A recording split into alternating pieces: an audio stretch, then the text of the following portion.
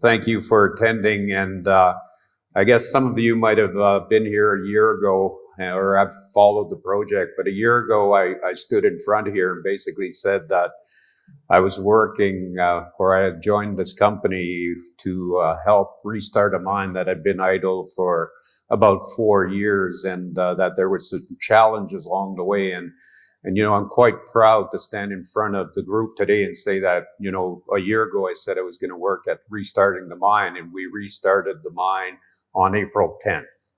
And, if I look back at this year and I said, maybe I wasn't fully aware of how big the challenge was going to be. There was a bad debt. There was a $7.8 million debt. There was a lien on the property. There was a claim on the property. Shareholders had disappeared. It didn't look that great, but we spent a lot of time and we cleaned up the balance sheet. Like I said, we were able to clean up the debt, put a new mine plan together, go back out to the shareholders, get them re-energized, re-excited about the potential of the property. And then they signed a check for me early this year of $35 million to get the mine restarted. So what I did with that is work with local mining companies, with Dumas, which the president is sitting in the back here. And we signed what I call a partnership, a 4-year contract with Dumas to do the mining. And since April 10th, we've been mining and things have been going quite well. And I'll talk to that as I go through my presentation.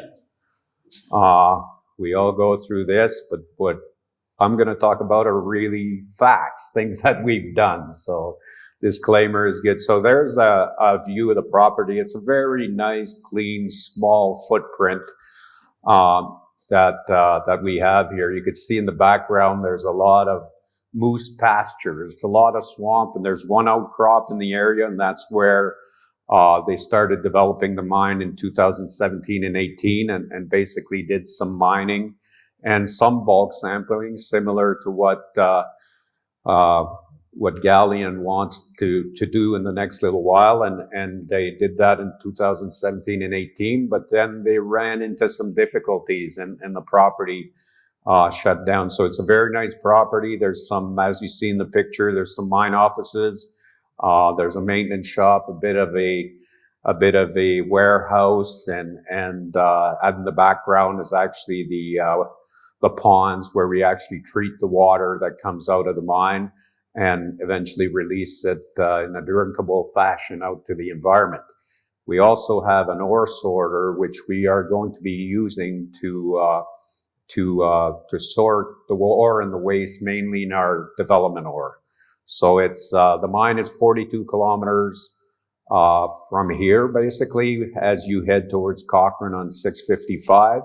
Past Kid Creek, you go 10 kilometers, and then you actually go 15 kilometers in the bush. So it's a great project as it is close to town, and I was quite impressed. We talk about the challenges of hiring people.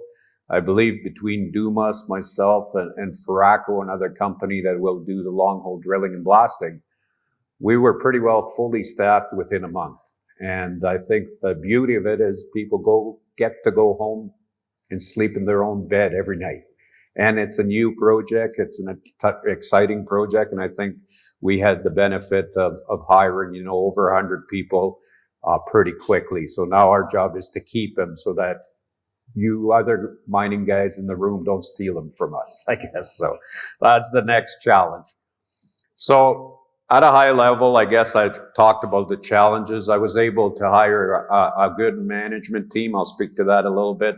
They all came from other mines around, I guess, and they bring a lot of experience, whether it's mining, geology, milling, environment, and stuff. I have a great team with me, so I can take a couple of hats off my head because the last year has been busy getting involved in a lot. So the main things that we did, like I said, we converted some debt. We actually got rid of the debt, and we got our shareholders back engaged, and that's quite important. Now the next step is I'm in the process, like others, to raise money to do some flow-through diamond drilling, flow-through funding to get some diamond drilling. So we're looking at another group, local group that's going to start the diamond drilling. We're basically going to start diamond drilling on the property on June 20th, and I'll talk about the exploration program in a bit.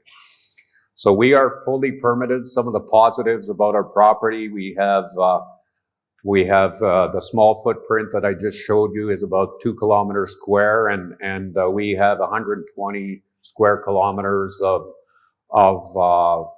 land to explore. And similar to the last presentation, it's on the Pipestone Fault, which hosts all these other deposits that are going to be developed in the future. So again, a key point, we started the mine on April 10th, and we have a lot of pre-development to do.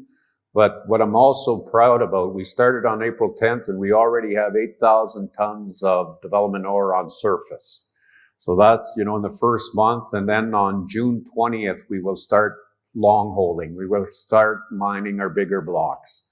And we also have a lot of major infrastructure ongoing. I'll talk to that. So the first year we'll mill about 26,000 ounces, and then we'll keep growing to 58. And then by year 3, we will be at about 100,000 ounces. And when the work included in the last year to put a detailed 3-year plan, which I presented to the shareholders, and they supported the plan, as well as a 3-year exploration plan. And that's what triggered, the fact that we got to the point to being able to restart the mine.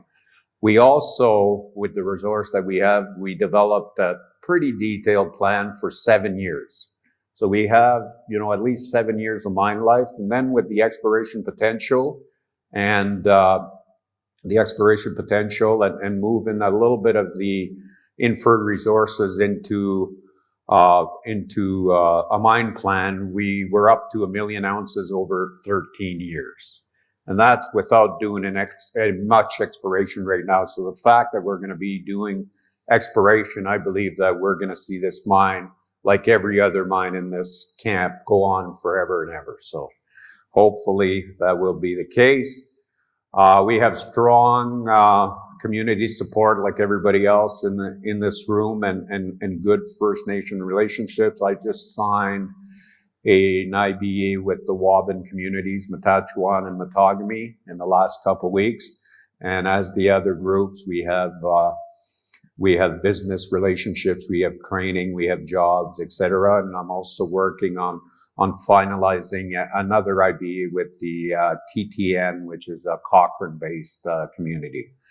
So geologically, I'll talk about it a little bit more, but I think we have a great project, and we definitely, like I said, a year ago, I was talking about building the mine, and now, as of April 10th, we're doing it. So people is important. And as I said, this is our management team, and I wanted to put it in a slide. I don't think that many of my team is in the room, and that's fine because they're out there working. I'm the face of the company, I guess, and they're out there working. So there's myself. Fleming is out of Toronto. He's a CFO. He used to be director of the company. But the local guys are the guys that are going to make this mine successful. So I've listed the names here. I won't go through them, but they all have quite a bit of experience, whether it was Pan American, whether it's IAMGOLD, whether it's Argonaut. They all have gained experience somewhere. And, I said I brought in a team here that is going to definitely work to make the place a success, but they also help me sleep at night, right? When you have a great team and you know that you can count on them, it makes your job, especially as a CEO, it makes your job a lot easier. So I thank them for the work that they're going to be doing with me, and they're all new to the project, so they're all quite excited about being there. So our restart, as I just mentioned, I had to assemble a technical team, and Dumas had to assemble a mining team, and we do have some great people on the site. We are just about to start a diamond drill program and to expand the resource. Basically, we're looking at expanding the resource. Our drilling will be done from surface because we are very shallow. The mine, in 1718 was developed down to 60 meters.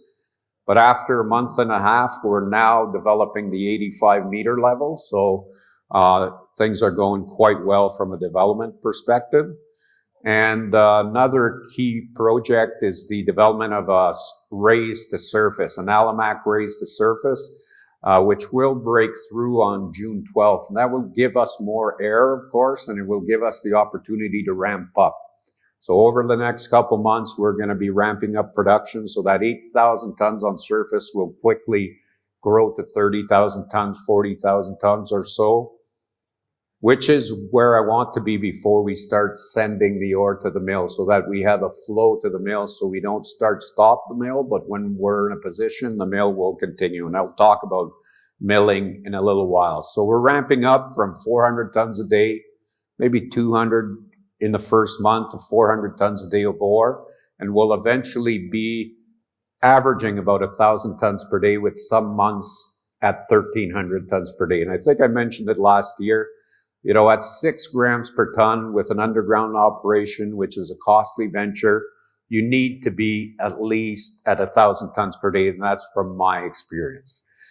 To generate cash flow, we're here to generate cash flow and add value to our shareholders. So we're looking at, all-in costs with our investment in the future at about $1,400 in the first 3 years. And as we start generating free cash flow, and we're looking at about $1,300 US. This is a prettier picture than last year, because I'm not the one that did it. Last year I was the one, now I have some IT, but this really shows you what's going on. So on the right side, what you see, the east zone, is where we're actually starting to take long hole zones right now and continuing the development. So our ore is coming from that area. So we are, like I mentioned, long hole drilling and blasting in the next little while, and that will help us ramp up our production. Then you see the, I don't know where they got the thing there, but you see the ventilation raise. We have one ventilation raise, the one in red there. It will be broken to surface, and we're putting in a fan and heater, roughly a $5 million expense to provide more ventilation as we expand our mines. So we have 2 major capital development in our ramp. We're ramping below the east zone, which is not on the drawing. It is on the drawing, sorry. We're ramping down from the 60-meter level. We're down about 85 now, and we're going to go down to about 150, but we don't know. There may still be ore below that level. We still have to diamond drill. And then we have a ramp that's going out from that vent raise in red. It's actually going out to cross these other 2 zones, the central zone and the west zone. And again, just because the blocks don't extend lower, there's likely ore down there, and that'll be part of our exploration program. And so the first 3 years that I mentioned, we're going to take the mine down to 350-meter level.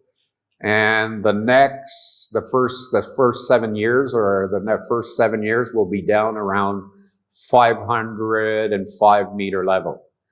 We have exploration holes that show that the ore continues down to at least 1,000 meters level. So we have a lot of work to do and a lot of future, but we do have to do some diamond drilling. And as explained in the last presentation, diamond drilling is quite important, and the more density you have, the better you understand your ore deposit, and the better you can mine, and the better you can carve out and minimize dilution, which is important to us because we're not, our ore is very narrow. It's 0.5 meter to 1 meter wide, and we're looking at mining it at 1.7 meters wide to a maximum of 2 meters. So to get a lot of tons in the mill, you have to have a lot of work areas. So we have to do a lot of development, which is, a lot of the effort that's being done by the Dumas group at this point in time. This slide just, again, just a little more detail of the east zone on the right, whereas in the next little while, those blocks will be taken out, which the first one will be taken out on June 20th. And then the ventilation raise in the middle of the picture is an important infrastructure for us as we expand our production. And then to the left is those ramps that are going down. So our ramps are 4 by 4.5 meters for the ramps going down to the mine, and our drifts on ore, what we call sill drifts, they're actually 3 by 3.5. And then when we actually take out long hole stopes, will be taken out about 1.7 meters. So our process, like I said, that we got gold bearing ore underground, and we've started mining. And after we take it out from underground, we have an ore sorter, which separates the ore and the waste through X-ray type technology. And I'm looking at using that for development ore only.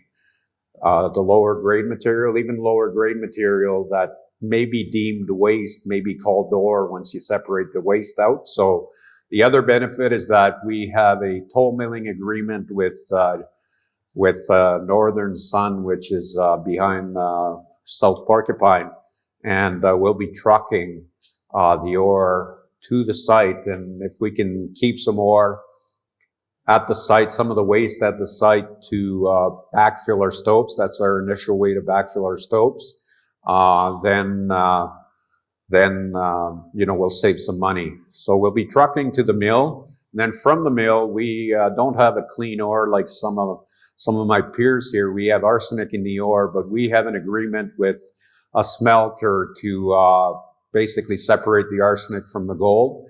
So in the past campaign, the arsenic or the con was going to Yunnan in China, and we still have the ability to send it there, and probably our first couple of batches will go there. But I'm looking at working with different North American companies, which would be more economic and easier logistically, including Glencore and Rouen and some companies in Nevada and so on. So we'll probably initially start with China, but we'll eventually do it what I call more in North America, which makes more sense for our business.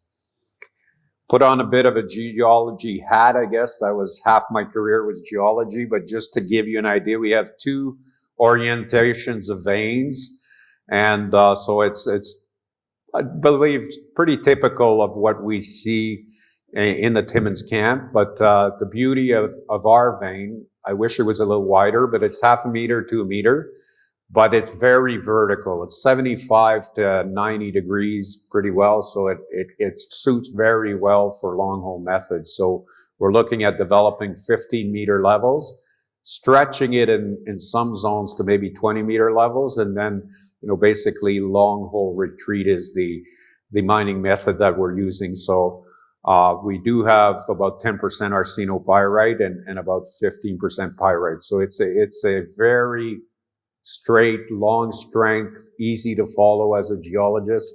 The gold is basically all within the vein, and when you look at the black wall rock around, mostly mafic volcanics, it's pretty well zero for gold in there. So we know what we got to do, and the importance of minimizing dilution for us. That's the success to the project. When I walked into this property, a lot of people had a lot of hope that the ore sorter was going to be the technology that would help make this project, a good profitable project. And I believe that, we do have that technology. We will use it. It will add value, but where we need to put our efforts is definitely underground and making sure that we minimize dilution and we send, as little waste as we can to the mill. There's a shot from another direction, but it may look like it's wide on the picture here, but believe me, the vein's only about 0.5 meter wide to 1 meter wide.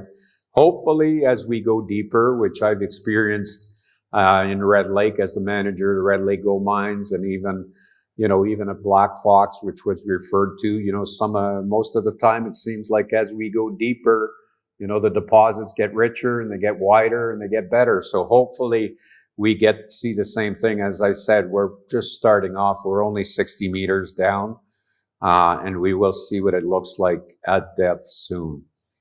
This is the other trend. Sometimes the package is not a straight vein. It's got some quartz veins like you see here. But again, it generally dips pretty steeply. And some of the veins around it do run, but it's very restricted to a small corridor. So our geologists understand the deposit quite well. And some of the drilling that we're going to do is not necessarily to define the deposit better in the areas we're mining now, but it's more to define grade more than how long it is or how wide it is, because we got a good handle on that. But we definitely want to expand our resource, which is something that our shareholders support. There's another picture of the vein looking from another direction. So as I mentioned, when we took a look over the year, we put a 3-year exploration plan. Then June 20th, the drills are coming in to start year 1, I guess. We'll start it with a 5,000 meter program. And we have a lot of targets on the property. We have a property, like I said, of 120 kilometers square. We keep adding claims in the area, working with local prospectors. But in blue is our main targets. And like any mine that I've been at, you start close to the mine, right? You start close to the mine. There's already ore there. You're going to find some splays. You're going to find some extensions. And we know that we have that potential at depth. So we will spend our first program looking at what we call the Bradshaw area. But over the years, Gowest has drilled some holes on the properties. For example, Sheridan, Roussane, SGX, not SGX, but sorry, Dow. And, there was some nice intersections. There was some gold in the holes. And those are the targets that we're going to follow up as we continue to raise money to do exploration. This is a bit of detail, is that, that's the list to the left of the projects that we have planned in detail, and some of the estimated costs and some of the drilling we want to do. But in essence, for a $15 million investment, we believe that we can convert about 500,000 from inferred to indicated and into a mine plan. And then there's a great opportunity to add about 850,000 ounces. So that's, pretty well 1.3 million ounces is what we're looking at adding to our resource in the next 3 years. Quicker if I can get money a little quicker, but this is a plan that put together. And I think I kind of know that there's competition out there for diamond drillers, geologists, etc. So I wanted to also put a plan that I could deliver. So I think this is a very doable plan. As I mentioned, the first year we're looking at about $5 million, which will start in June, and the bulk of it will be on the Bradshaw deposit. And as you see here, I've used this slide before, is from surface to 500 meters. It's pretty well our 7-year plan. And we did hit ore, example, 9.1 over 2 meters, 7.1 over 2.4, etc., around 1,000 meters. So our main focus will be to fill that with holes and hopefully double our resources by going down to that level. This indicates some of the holes that were drilled in the past, and it also, those pierce points are just a picture, of course, but those are some of the holes that we're trying to put in to actually increase our resource on that deposit. These other couple of slides are just the projects that I talked about. Along strike on the Bradshaw deposit, there's also intersections like 6.5 grams over about 10 meters here that were intersected. So we're going to drill those deeper and along strike. And then the same goes for the Sheridan. There's some 8.3 grams over about 10 meters here. And hopefully that's an indication that some of the ore zones that we're going to drill on the property will be a little wider than what we're seeing right now. But also some of those projects do not have arsenic neither. So it's interesting for us to go out and do that. But we're still looking, at some high recoveries, even though we have the arsenic in our plant. I'll finish with this, right? I think I talked about this a little bit at a recent Chamber of Commerce meeting, and just going from the mine restart, right? And I said, what people often ask me the question, you've been around for a year and a half. The mine has been dormant for 4 years before that, and what happened? How come you're able to get to the point where you've restarted the mine? And I said, I think there's a couple things that are important. I think, and I have it here, perseverance is about, the technical stuff that we talk about, but it's really around perseverance, belief, and passion, right? We really believe, and a lot of people, right from Mr. Bradshaw, that was a prospector on the property, believed in the property, and he brought it up to Greg Romaine, his son-in-law, to help him start the mine and build the mine. And today, even I have people on board that believe that we can make this mine a success.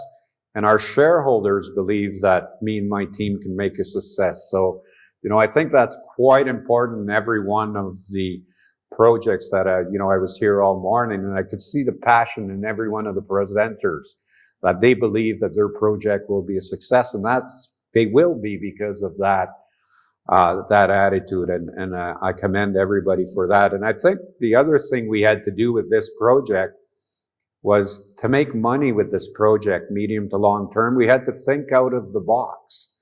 Whether it was the mine plan, how can we optimize the mine plan? How can I squeeze Dumas to give me better pricing? How can we continue? Even the org chart, if you go to my booth, you'll meet some people. One fella, Connor Ranger, he's in charge of HR, safety, security, and training, right? We're a small mine, which is operated by contractors, so the normal. I have another fella, Bill Oskin, he's in charge of the mine and engineering. So we have to think out of the box. We have to come out with ways, not to overwork people, but to make sure that we have an organization that we can afford. Right? So I think that's important. And the focus on production optimization, right? We're always thinking about how can we do it better? Whether it's cost or production, you have to think about how you can do it better from day one. And that's the conversations we have weekly, right? Is what did we learn from last week? How can we do it better? And the other thing I think, the support from stakeholders, right? I've worked for every company in this town, and I gotta, as people that know me, I'm a believer in supporting the local economy, supporting the local people. I did not want to build a camp at Gowest. It's close, it's costly, and I felt we can get local people, which we were pretty successful to get. Our First Nation partners are very supportive of us. Our shareholders, our board members, they will be here next week to do a visit. And then, of course, our mining contractors and our service providers. I can see that they're supportive. They're sure coming to our booth and seeing how they can help, right? And they run a business. But there was one that I forgot as I was thinking about the presentation yesterday, is the quality of the deposit makes it. You can do everything right, but if you don't have a good ore body, it's very difficult to do something with it. So I think, you got to make sure that before you start investing a lot of dollars, that you have enough drilling to really understand the ore deposit, and make sure that once you're in there, you can find what you think is there, or you're in big trouble. And that has happened before, and it'll likely happen again, but I definitely was careful on this one here and wanted to make sure, and I'm kind of sharing that the quality of the deposit is important. If it's around the cutoff grade, whether you make money or not make money, I think we should all stop and think about it, if it's worth investing all those millions of dollars. But I'll just close on, we started this mine, we got everybody on board, and I believe we'll have an extremely successful future. Thank you.